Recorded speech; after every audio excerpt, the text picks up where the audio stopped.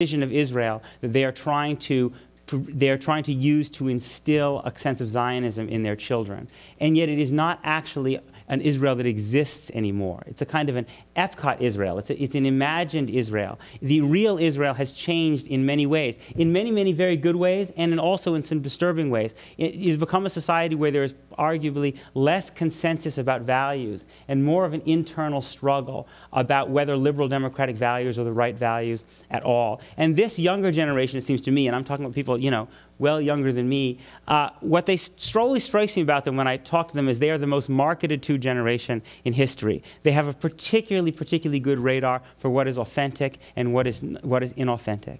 And if it seems to me younger Orthodox Jews are being offered a Zionism of the land, which is not always sufficiently attuned to the dignity and rights of all the people on the land. What is being marketed to younger, more secular Jews by the mainstream American Jewish organizations is an Epcot Israel. It's an Israel in which Avigdor Lieberman does not exist, in which the radical settler movement does not exist, in which this huge Haredi population does not exist. And that, the inauthenticity of that message is part of what is making it so hard to, in fact, give younger American Jews a Zionist identity that they can grab hold of and make their own and reinvent for themselves in this new age.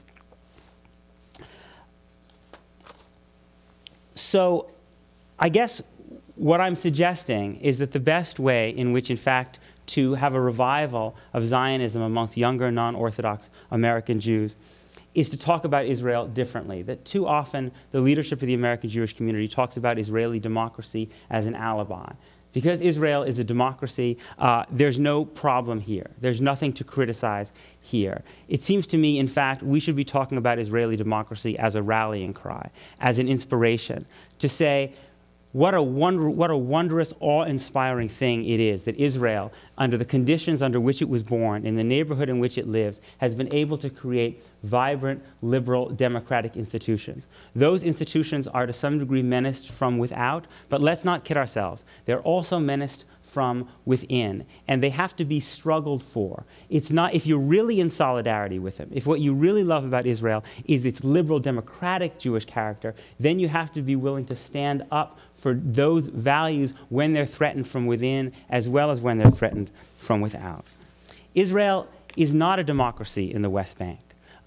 It always pains me to hear people invoking Israeli democracy as a reason to support Israel's policies in the West Bank. Israel is not a democracy in the West Bank. Palestinians in the West Bank cannot vote in Israeli elections.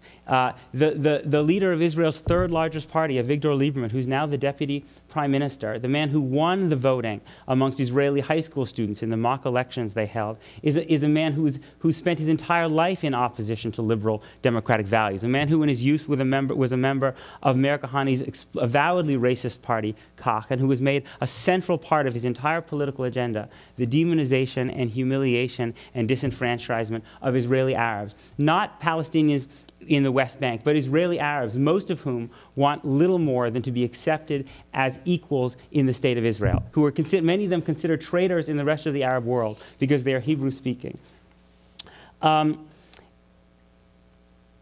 It seems to me that denying these facts, denying the facts that the leader of Israel's fifth largest party, the spiritual leader, Ovadia Yosef, has called Palestinians snakes and vipers and called for Ariel Sharon to be struck down because he dismantled settlements in Gaza. This is not a strategy for saving and preserving liberal Zionism in the United States. It seems to me quite the opposite. It's in fact a strategy for crushing liberal Zionism in the United States because it's not authentic. It doesn't offer people a vision of the real Israel and a chance to really engage with the real Israel in struggle.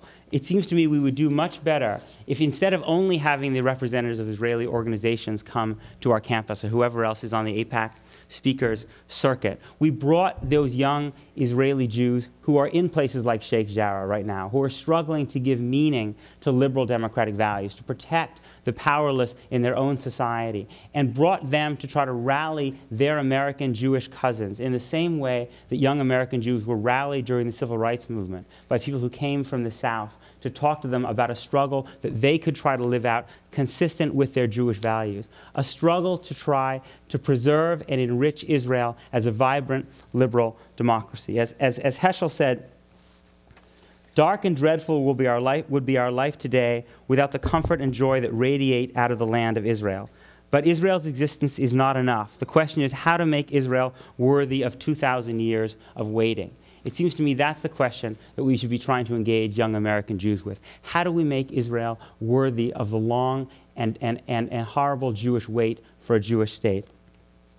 And I think, in particular, that story of Israeli democracy as a struggle, yes, a struggle against Hezbollah and Hamas in Iran, but also very much a struggle from within against an ultra-Orthodox population that has not fully accepted liberal democratic values, against a radical settler movement that in many ways has proven all too willing to use violence not only against Palestinians, but against Israeli human rights activists and indeed against an Israeli prime minister. It seems to me that struggle can be linked to the struggle of vulnerable Jews in Israel. It seems to me it is a myth to think that one can entirely segregate the rights and dignity of gay and lesbian Israelis, of women in Israel who want to pray outside of traditional halakhic norms, and segregate those from the rights of Arabs and Palestinians.